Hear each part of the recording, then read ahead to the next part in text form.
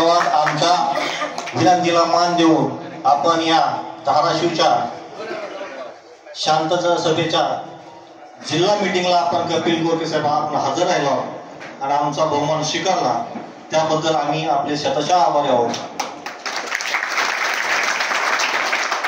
28 जून 2024 पर्यंत प्रत्येक तालुक्यात मीटिंग घेऊन तालुका कमिटी गठीत करावी, तालुक्यातील सर्व सर्कल कमिटी गठीत करावी, प्रत्येक गावागावात कमिट्या गठीत कराव्या, गाव सर्कल गट आणि गट अशा आपल्याला मीटिंग लावायच्या। सर्व तालुक्यांना विनंती आहे की आपण आपल्या तालुक्यातील वेगवेगळ्या गावामध्ये जाऊन, सर्कलमध्ये जाऊन, गटामध्ये जाऊन वेगवेगळ्या कमिट्या तयार कराव्या। सर्व तालुक्यातील जे काही आपले प्रचार साहित्य आहे, झेंडे, बॅनर असेल, स्टिकर असेल किंवा आपल्या काही वेगवेगळ्या आयडिया असतील, असा सर्व खर्च हा तालुक्याने स्वतः उचलायचा आहे। प्रत्येक गावात सर्कल प्रमुख, गट प्रमुख यांनी कमिटीनुसार सकाळी व संध्याकाळी वेगवेगळ्या खेड्यामध्ये जाऊन, शहरामध्ये वेगवेगळ्या गल्लीमध्ये जाऊन एक संवाद सभा आपल्याला घ्यायच्या। प्रत्येक गावाच्या मुख्य चौकात किंवा प्रवेशद्वारावर 10 जुलैचे बॅनर लावायचे। तसेच दिनांक 9 तारखेला 9/7/2024 रोजी 9/7/2024 रोजी आपल्या तालुक्याच्या मुख्य शहरामध्ये एक मोटरसायकल रॅली काढावी। त्या रॅलीचं इफेक्ट इतर गावामध्ये होतो आणि हे प्रोत्साहन घेऊन गावातील कार्यकर्ता या रॅलीला सहभागी होतो।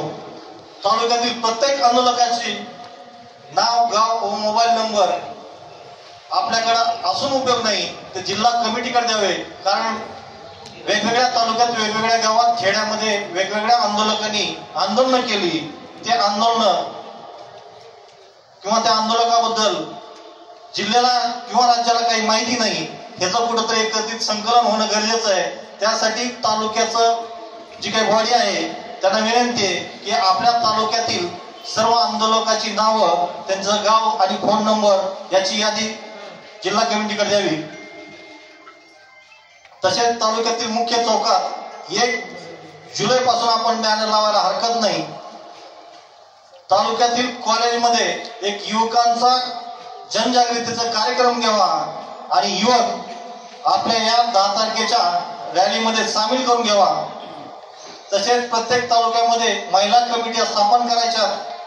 प्रत्येक गावामध्ये महिला कमिटी झाली पाहिजे, सर्कलमध्ये महिला कमिटी झाली पाहिजे। तसेच जो काही आपला कार्यकर्ता आहे ते आपल्या अभिमानाचा आणि स्वाभिमानाचं प्रतीक असताना भगवा झेंडा हा आपल्या घरावर आणि आपल्या वाहनावर लावायचा आहे, ही सर्वांनी काळजी घ्यावी। कारण आपल्या विरोधात सबंध ओबीसी नेते एकत्र झालेले आहेत, त्यामुळे आपली ही ताकद आपण वेगळ्या प्रकारे दाखवून द्यायला काही हरकत नाही। त्यामुळं आपल्या घरावर आणि गाडीवर भगवा झेंडा कायम राहू द्यावा। प्रत्येक गावात महिला टीम तयार करायची। तसेच गावातील भजनी मंडळ हे आपल्या आंदोलनात सामील करून घ्यायचे। 10 तारखेच्या जनजागृती रॅलीस वाद्यासह आपण यायला काही हरकत नाही, कारण आपल्या गावामध्ये वेगवेगळ्या प्रकारचे वाद्य, हलके असेल, जाण पथक असेल, ढोल पथक असेल। मराठ्यांचा बालेकिल्ला असणारा आणि मनोजदादा जरांगे पाटलांच्या मागे कायमस्वरूपी राहणारा धाराशिव जिल्हा आहे। आणि येत्या 10 तारखेला आपल्या धाराशिव जिल्ह्यात संपूर्ण धाराशिव जिल्ह्याची महारॅली माननीय मनोजदादाच्या नेतृत्वाखाली होणार आहे। त्या अनुषंगाने आज आम्ही संपूर्ण मराठा जिल्ह्याची बैठक आयोजित केली होती। आपण बघितलं असेल, या बैठकीला मोठ्या प्रमाणात प्रतिसाद मिळालाय। त्यावरूनच येत्या 10 तारखेची जी रॅली आहे ती मोठ्या प्रमाणात होणार आहे हे सिद्ध झालेलं आहे। आणि 10 तारखेच्या रॅलीला मी संबंधित धाराशिव जिल्ह्याला आवाहन करतो, महिला असतील, विद्यार्थी असतील, पुरुष असतील, सर्वांनी मोठ्या संख्येने उपस्थित राहावे। रॅलीचं एकंदरीत नियोजन अहिल्यादेवी होळकर चौकापासून सुरुवात होणार आहे। धाराशिव मर्दिनी देवी दर्गा, संत गाडगेबाबा चौक, डॉक्टर बाबासाहेब आंबेडकर चौक आणि छत्रपती शिवाजी महाराज चौकात रॅलीची सांगता होणार आहे। आणि या रॅलीला धाराशिव शहरातनं मोठ्या प्रमाणात नियोजन केलेलं आहे। संबंध मुस्लिम बांधव असतील, धनगर बांधव असतील, यांनी पाण्याचं नियोजन, अल्प उपहाराचं नियोजन केलेलं आहे। सर्व नगरसेवक असतील, मराठा सेवक असतील, यांनी पाणी द्यायचं अल्पोपहाराचं नियोजन केलेलं आहे. जे मराठा बांधव या ठिकाणी येणार आहेत त्या मराठा बांधवाची ठराविक गावांनी जिम्मेदारी घेतलेली आहे. कुठली इथं चूल पेटणार नाही, प्रत्येक गावातून भाकर चटणी येणार आहे आणि त्याप्रमाणे आम्ही त्यांची जेवणाची सोय करू.